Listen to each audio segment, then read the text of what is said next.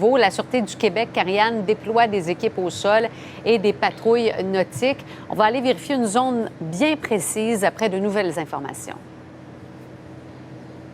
Oui, tout à fait. On va se diriger vers le nord du parc national Mont-Tremblant. C'est à cet endroit qu'on a capté pour la dernière fois un réseau cellulaire. Alors, les recherches se poursuivent et justement, la famille qui est en communication avec la Sûreté du Québec pour faire le point parce qu'ils viennent tout juste d'avoir une rencontre téléphonique avec moi, le frère de M. Roy. Bonjour. Bonjour.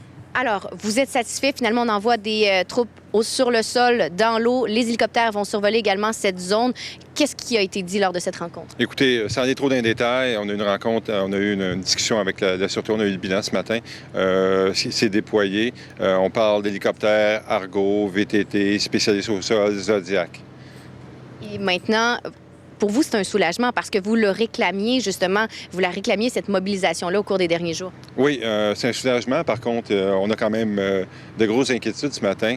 On est au jour 14. Les gens qu'on recherche, mon frère Justin, mon neveu, s'ils sont gravement blessés, on est rendu à 14 jours.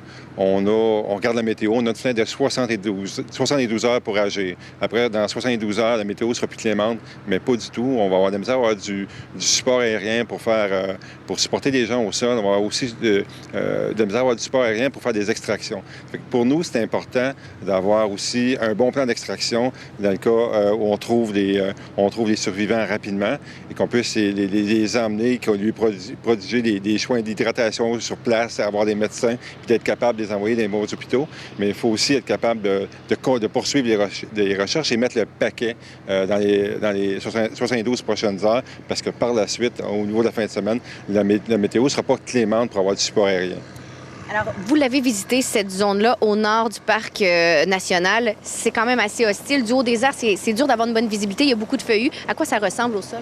Au sol, ça ressemble à, effectivement, beaucoup de feuillus, un terrain extrêmement accidenté, des grandes coulées, des petites grottes, fait que plein de places où l'hélicoptère pourrait se cacher. Alors, effectivement, la recherche se poursuit. Et de votre côté également, là, il y a des entreprises privées encore qui continuent à vous soutenir, la famille. Vous allez survoler le secteur. Vous aussi, parallèlement un peu, vous menez là, votre propre enquête.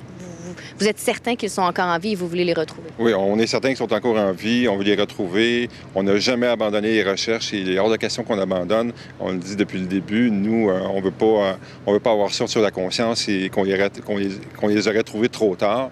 Puis même suite à ça, nous, on avait déjà en contact avec Valcartier. On sait qu'il y a des unités qui sont déjà d'urgence. Il y a 100 personnes, 100 soldats qui pourraient intervenir, qui pourraient porter assistance à la Sûreté du Québec.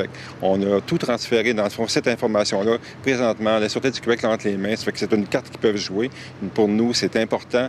Les 72 prochaines heures vont être extrêmement critiques. Il faut mettre les efforts, il faut mettre le paquet pour les retrouver le plus tôt possible. Monsieur Roy, merci beaucoup. Merci, au revoir.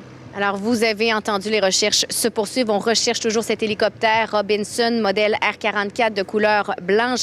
Ça fait 14 jours qu'on est sans nouvelles de Stéphane Roy, PDG de Savoura, et de son fils Justin, 14 ans. Et comme vous avez entendu le frère de M. Roy, on est persuadé, oui, qu'il y a eu écrasement ou atterrissage d'urgence, mais on espère pouvoir les retrouver en vie dans ce territoire assez hostile qui va être fouillé aujourd'hui par la Sûreté du Québec.